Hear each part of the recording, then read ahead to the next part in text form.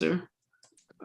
There is a counterclaim that was filed.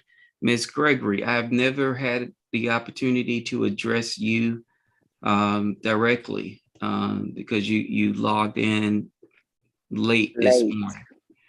So, ma'am, I'm gonna swear you in, and I'm gonna swear Mr. Mitchell in. And I want the both of you to raise your right hand for me, please. Do you swear affirm any statements you make during this proceeding shall be the truth, the whole truth, so help you God? Yes, sir.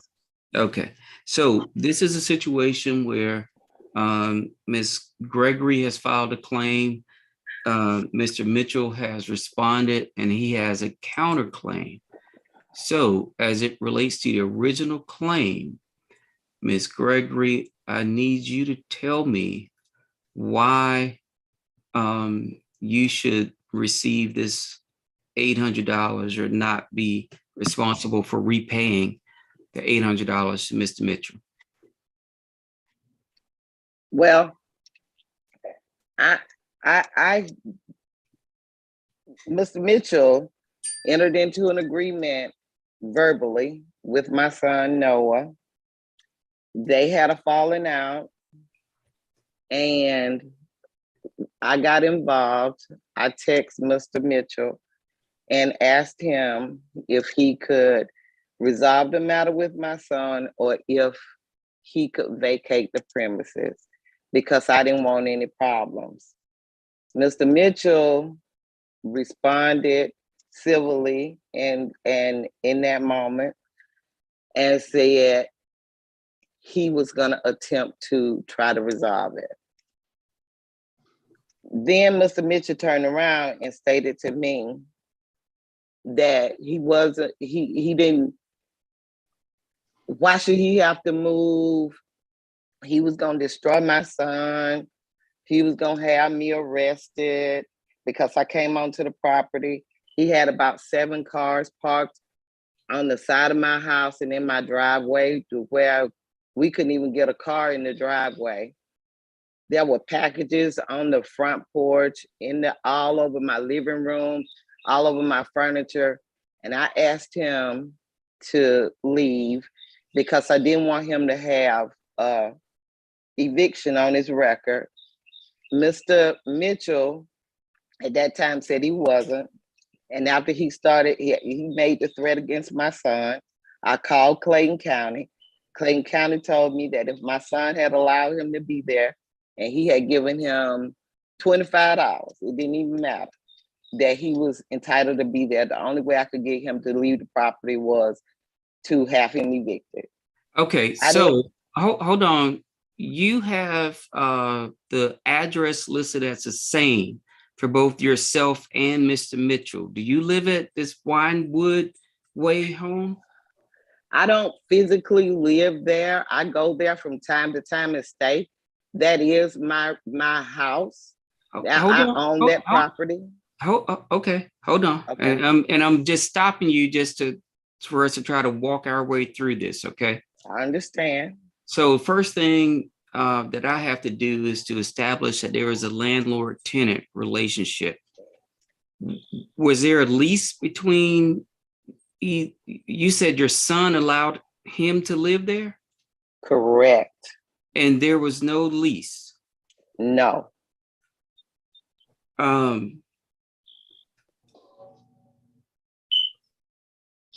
I'm going to ask this question carefully. What is the relationship between your son and Mr. Mitchell? They met when my son was in college. Mr. Mitchell got into some trouble with the law, whatever. So, stop, okay. Gregory. Okay. So I'm asking, are they friends? Are they lovers? No, they were just acquaintances. And he allowed Mr. Mitchell to be there to get on his feet.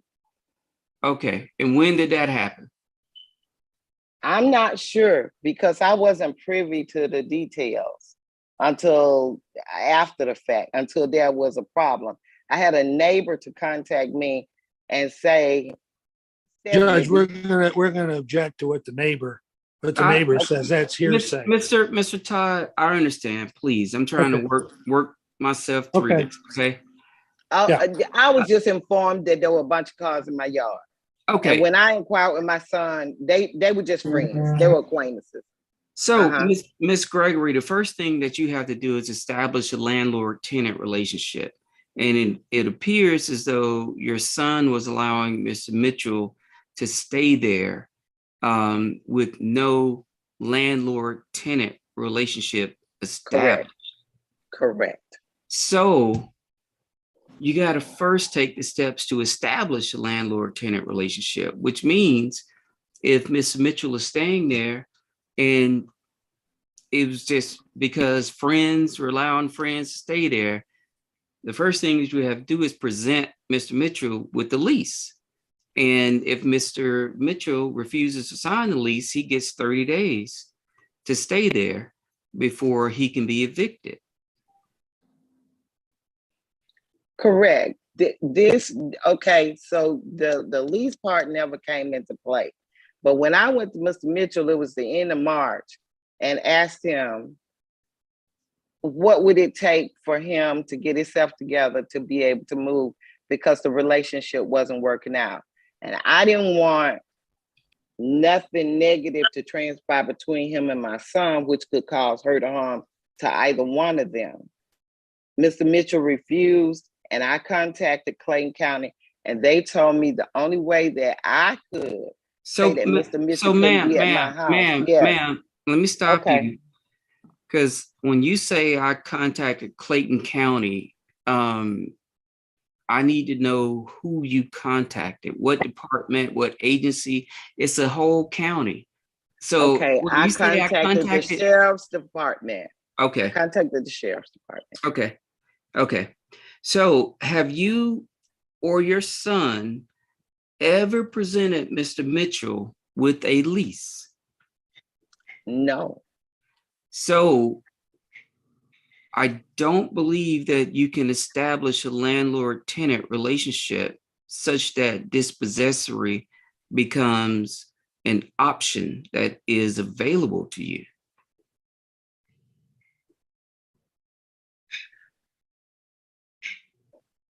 Okay, well, I look, Judge, I don't have any experience with this at all. And when I went to the sheriff's department, they said that they weren't an attorney, but if he was in my home, I wanted him out of my home. The only way I could do that legally and to be in order was to file for an eviction. And that's what I did. Which I understand, but the police are not lawyers. Yeah, And exactly. So the first thing that you have to do to be able to perfect your rights and assert your rights is you have to establish a legal relationship. Okay. I didn't do that.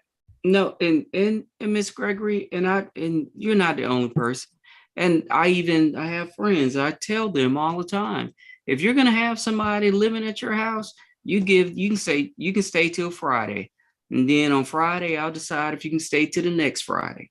And at next Friday, I'll decide if you can stay to the next Friday, because that does not establish an expectation of the person having a place to live.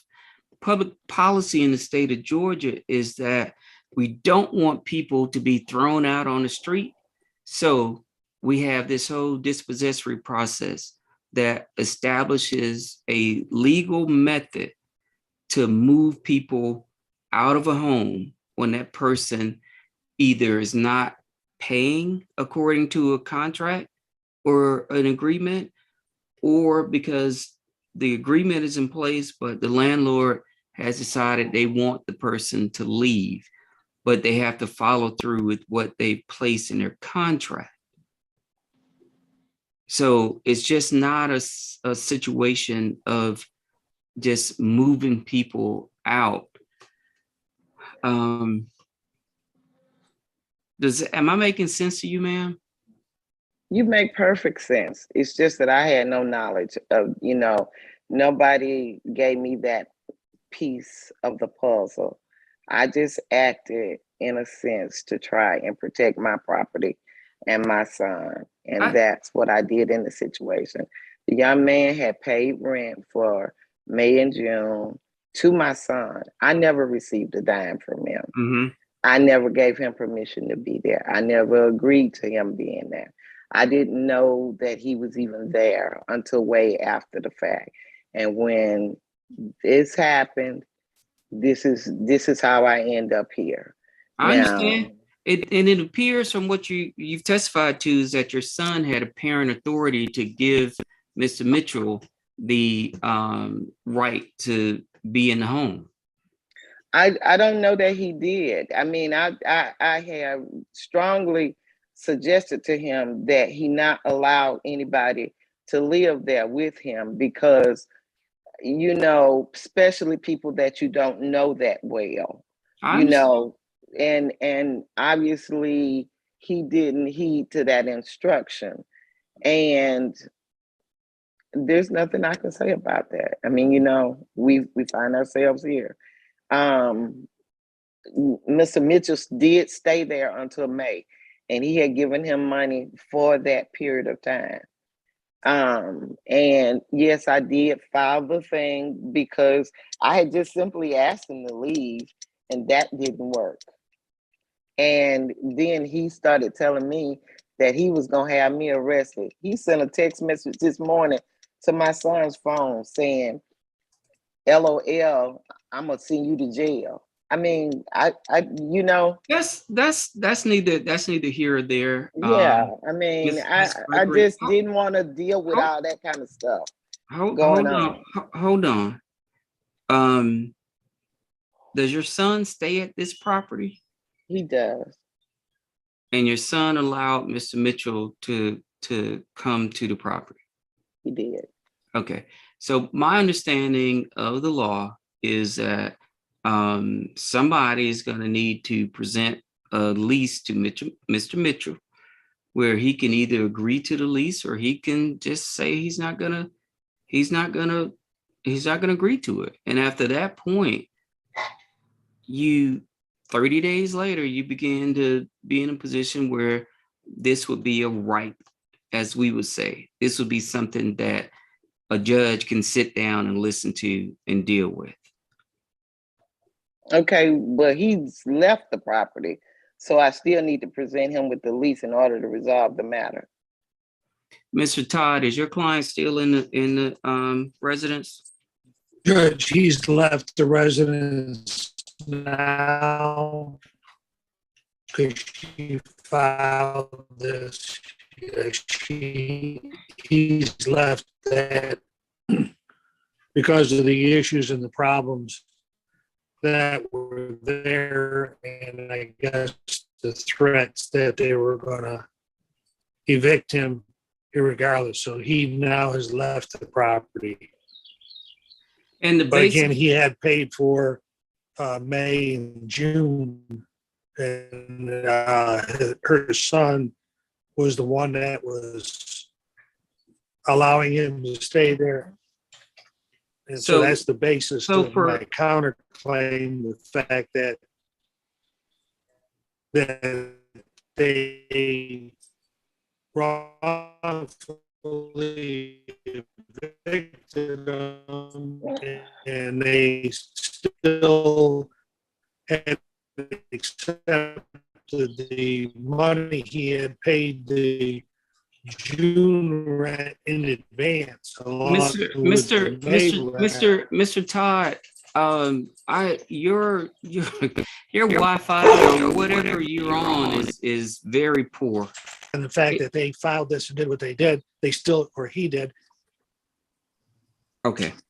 So, Judge, I apologize. I've never had a problem with it before, so I'm not sure what's going on today, but well, it's better now. That last sentence that you just gave was perfect. I could understand it. Okay.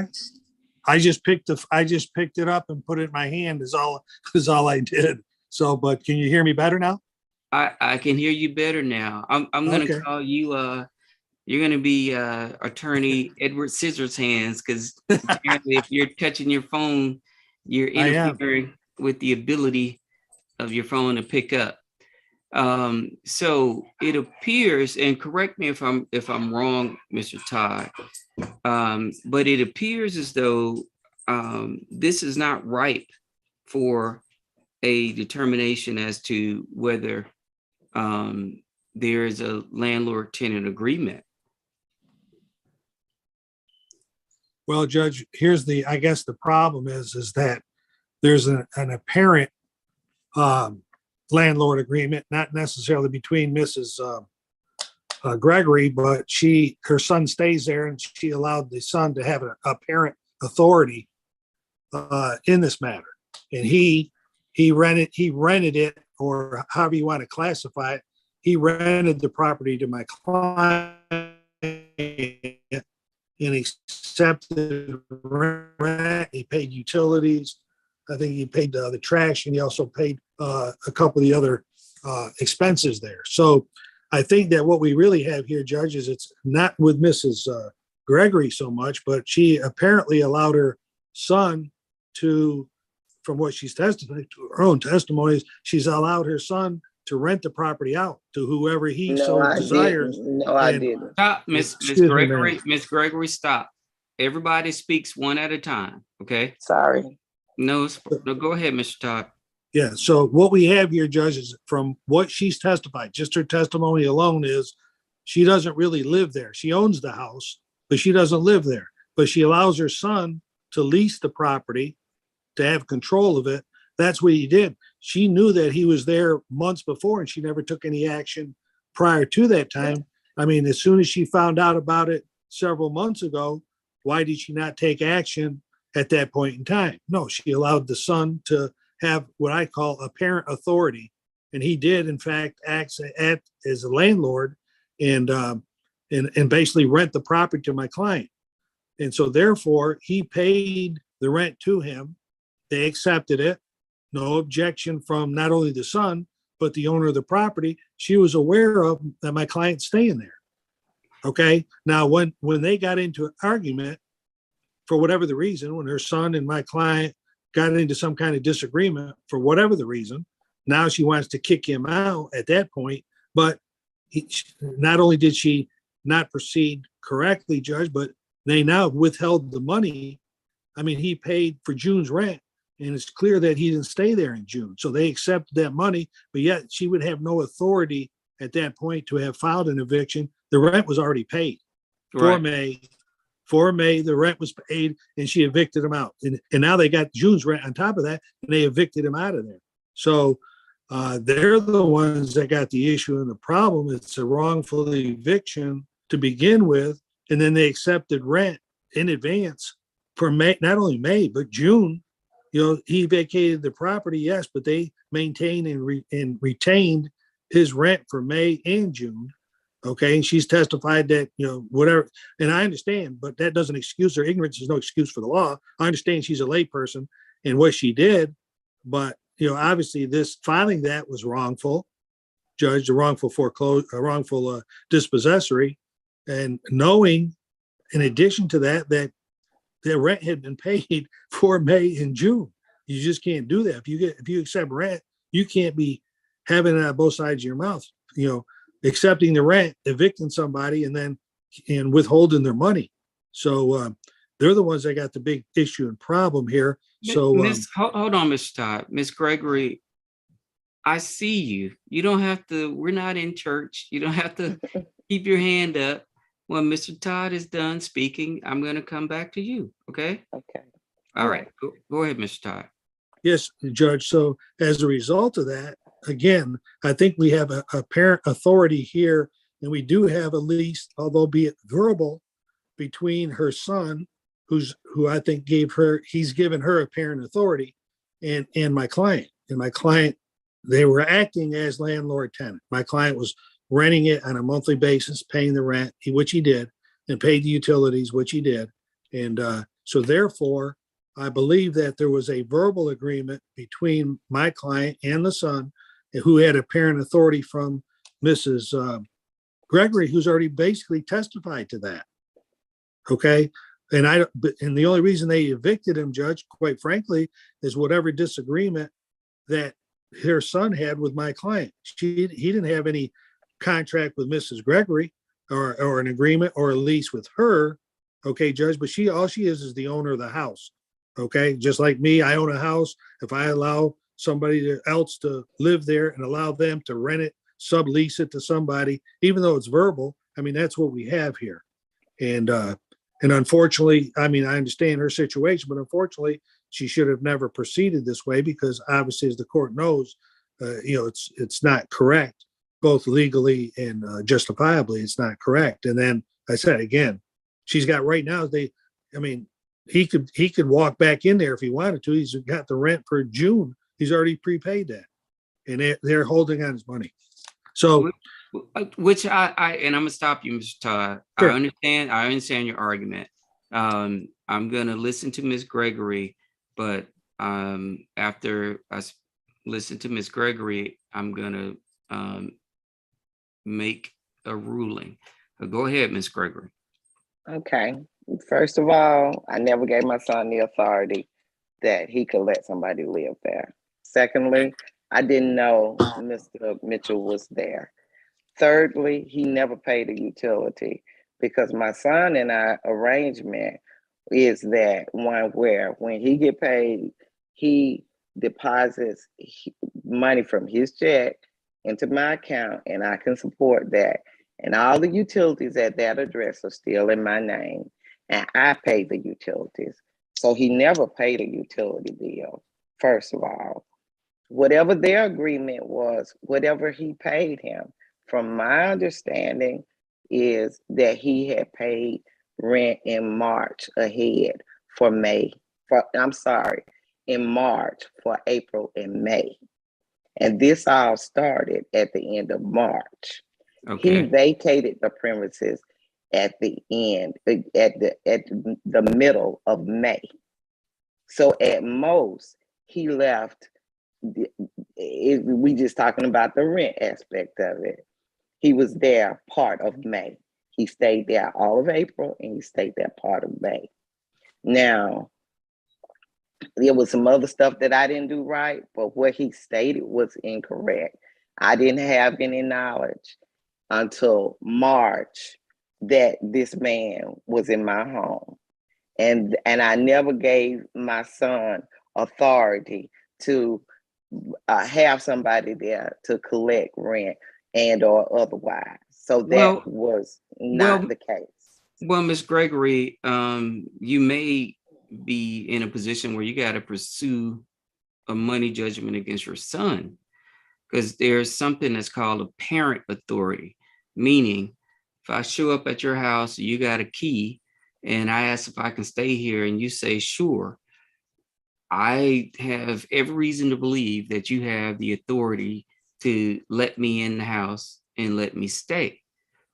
If there's an agreement that was, we'll call it a side agreement between your son and Mr. Mitchell, that's something where it's between you and your son. It's not between Mr. Mitchell.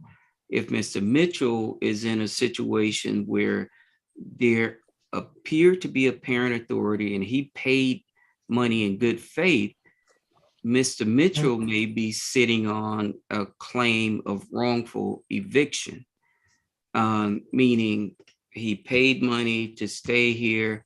And then when you say, well, I never gave my son that right to do that. So he may be able to pursue a claim against your son for wrongful eviction. As it stands, this is going to be my order. Because there's not a landlord-tenant agreement that's been established, this matter is going to be dismissed. You can take the steps necessary, Ms. Gregory, to establish a landlord-tenant agreement with Mr. Mitchell, but it appears that he's already moved out of the residence.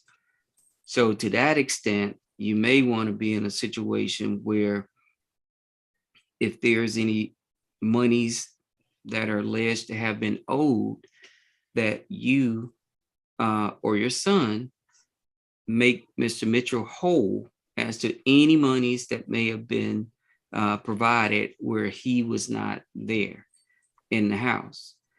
That's not going to be something I'm deciding today because there's no landlord-tenant agreement that's been established. If you take the steps to establish landlord-tenant agreement and you want to come back, then those issues are things that at that time will be right to be heard. Do you understand what I'm saying? I kind of do. I really do. I'm missing something. Oh, I okay. don't know if you instructed me that I should reach out to Mr. Mitchell and offer him a lease, although he's gone, and then say, can you move now that I have the lease? I don't know. So the problem in this interaction is that as a judge, I can't give you legal advice. So Gotcha. I can't tell you what's the right thing or the wrong thing to do. Okay. Because then it'd be, Judge Gardner told me this is what I need. Just like when you said the police officers came down. Right. If this is a matter that you're going to pursue, you may want to speak with a lawyer and someone that can just give you advice as to what to do. But if what Mr. Todd has said is correct, there may be monies owed to Mr. Mitchell. And if he said what he said is not correct, like if he's already paid for rent in June and he's not there, he may be entitled to a refund. And I don't know because I'm not reaching yet. I'm not dealing with that right now. Okay, I got you. I understand. I understand that. Okay. I understand that. Your Honor, do I have the opportunity? I'm sorry, Mr. Mitchell. Do I have the opportunity to speak real quick? Well, I'll say this. You have a lawyer, and I generally don't allow people to speak without first knowing what their lawyer not knowing what they're going to say. So is what you're trying to speak about, does it have anything to do with the facts of this case? Yes. So you should speak to Mr. Todd because Judge, I'll ask him a question or two, and that way he'll be able to expound on that. Okay, go ahead. That way he'll be able to at least, Mr. Mitchell, will you explain to the judge about the money that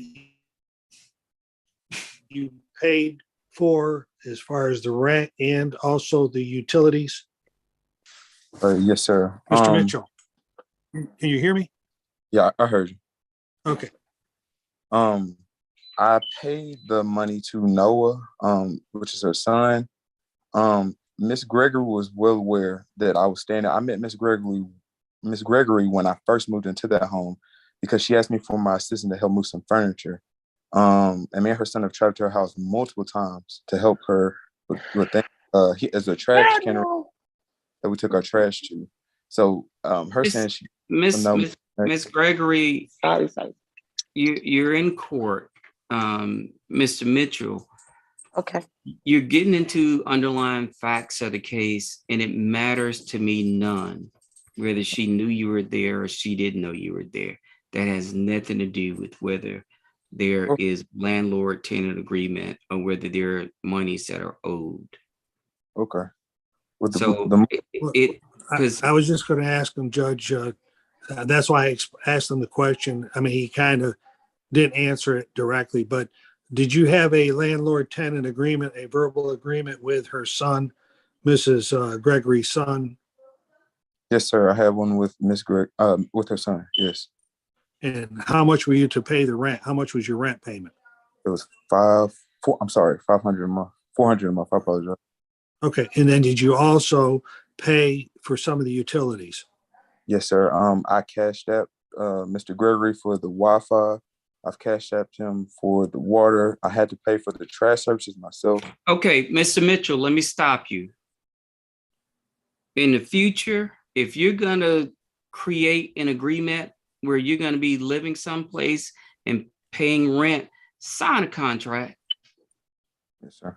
John, because we just get into this, he say, she say, I didn't do that, it was this, it was that, or blah, blah, blah. As a judge, I cannot look or listen to someone saying, yes, I did, no, I didn't. Does that make sense to you? Yes, sir. Because I'm meeting you for the first time here today. So, and I'm meeting Mrs. Gregory for the first time here today. So when we get into all of that stuff, you put yourself in a bad situation. I mean, so it's and I'm sorry, Mr. Todd, but I'm not here to decide whether the blue smoke or the black smoke is telling the truth. Oh, I understand. I want agreements, and I want something in writing with signatures, and people can stand behind it. Because other than this, we're just on Jerry Springer. Well, Judge, the only reason I say that is because of the fact of he has receipts that I've introduced or will introduce into evidence the court would like that I provided the court showing what we're stating in this case. I think that the court would make its ruling whatever, but there was apparent authority here that has been undisputed by Mrs. Gregory. Okay, so and then furthermore, okay, Mr. It wasn't, Miss Gregory did not agree that she allowed Mr. Mitchell to live there. So okay. It wasn't established by Mrs. Gregory. Okay. Well, and then subsequently, Judge, I mean, obviously my client through his testimony is establishing that unrefuted that he had a rental agreement with her son. So her son is not here as a party, but there's no dispute. The evidence that's being presented to the court is basically undisputed, that she allowed her son to not only live there, but to allow him to do what she did, for him to rent the place. So, but more important, Mr. Todd, her testimony was that she did not allow Mr. Mitchell to stay there. Your testimony has been that Mr. Mitchell had permission from her son to live there. So there's conflict in the testimony. Okay. Well, then that be that as it may, Judge, that there's conflict in the testimony, but there's nobody here to dispute the fact that he paid the rent and they withheld the rent or the money. He paid the money to them, however you want to classify it, for May and June. And they withhold his money. So the point being, Judge, is I believe on the counterclaim that we have a valid, not only valid argument, but valid facts to show that they, under the basis of that, they withheld his money. And it can't just be because they didn't proceed properly and they didn't do what they're supposed to do, that my client should be jeopardized or my client should be prevented from that. I think it's clear. I disagree. I disagree with your position. And I would ask, why doesn't Mr. Mitchell just sue Miss Gregory or the son for the recovery of the $800? Well, I mean, we may have to do that, Judge. All I'm saying, this case is currently pending for that specific reason, meaning that's the facts of this particular case. That's why he filed the counterclaim, is because of the fact that for the reasons I've already stated.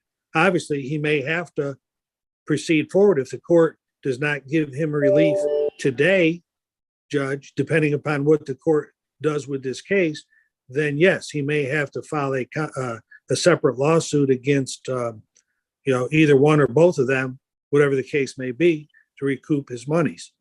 But since it's pending in court right now, based upon the information provided to the court, we can't do that just yet. But I believe that they cannot have it both ways. They cannot accept the money, withhold the money, and then, I mean, how are they holding the money? Under what basis do they have to withhold this money? None. I'm not reaching that issue today. I understand. And if so, based upon what you said, Mr. Todd, is that Mr. Mitchell was asked to leave and he left, correct? Correct. Is it possible that he left because he believed that he didn't have a right to stay there? No, Judge, he already prepaid the rent for May and June. Why would he not think he would have the right to stay there when he paid a month in advance? Which is an issue that will get reached if this is properly before the court. But according to what you're saying, Mr. Mitchell can go back and Yeah, he can.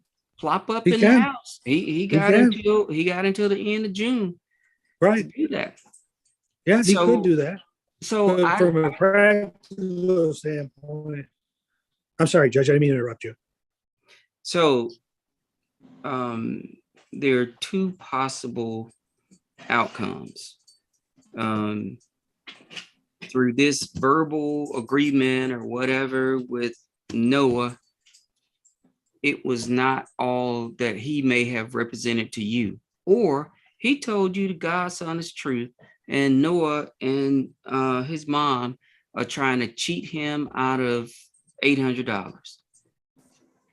Those are the goalposts, correct?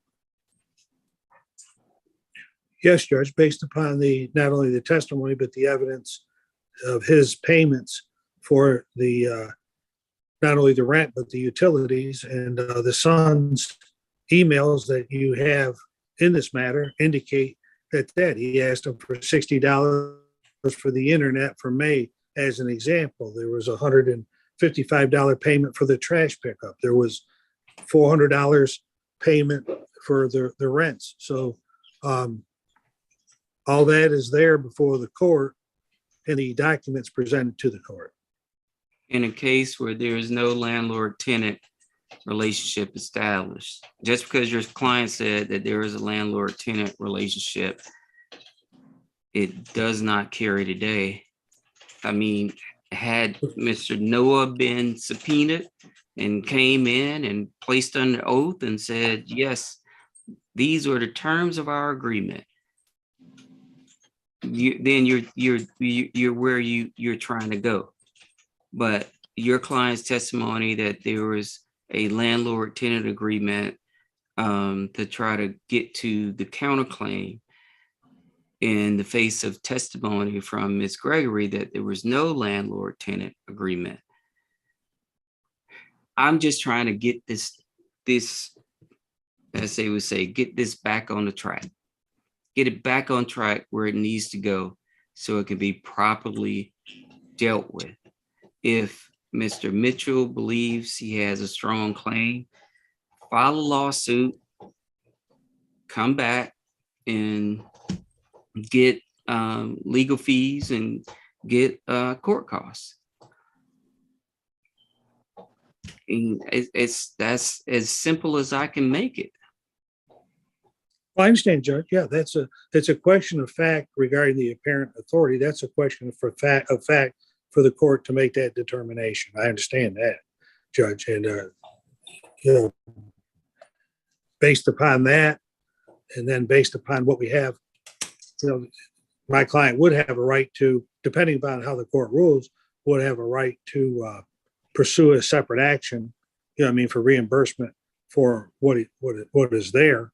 But that's currently what's pending before the court. So, right, and the claims that you made in your answer and the counterclaim, they will be valid within the confines of the case being placed in the appropriate location.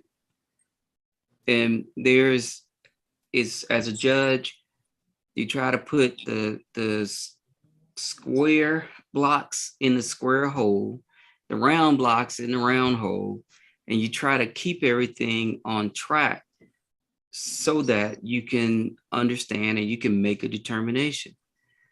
But when you start trying to put the round hole in the square peg and all of that stuff, it causes problems.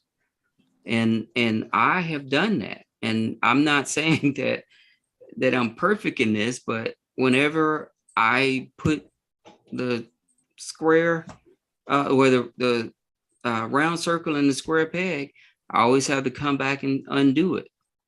So my position is that I'm not wanting to undo it. If Ms. Gregory believes that her claim is fine, then she can refile. Mr. Mitchell is out of the home. If he has roughly $800 or whatever that he's paid, he can go after. Well,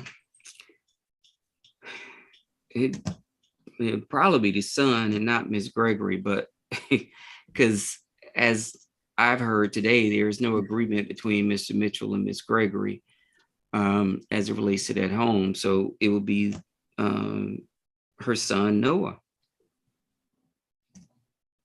And so Miss Gregory, the purpose of having this long-winded discussion is that if Mr. Mitchell paid monies to your son to be in that home until June, and he was essentially asked to leave, your son is going to be liable for that.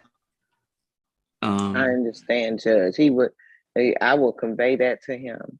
I think you're stating that he would be liable. He left in May of 2020, and if he paid Noah for June of 2020, then he's entitled to that $400 back. Yes. And I understand that. I will speak to him because, like I say, he never paid me anything. Okay, Well, so we're not gonna go back to that. But right. I will address my son, and hopefully he can do what needs to be done in that situation. Do you have Mr. Todd's contact information? I don't have Mr. Todd's contact information. No, I do not. Mr. Todd, is your number 770-477-7878? Yes, Your Honor. Okay. And that would, all that information is contained in the counterclaim, my address, telephone number, but that's correct. Okay, so Ms. Gregory, I would encourage you to have just a frank conversation with your son, because it's better to just wipe your hands clean and move on from this. And I agree. And that's what I hope to do. Could you repeat that number again, if you don't mind?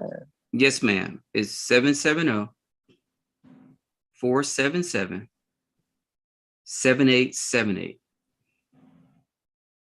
Thank you so much. Okay.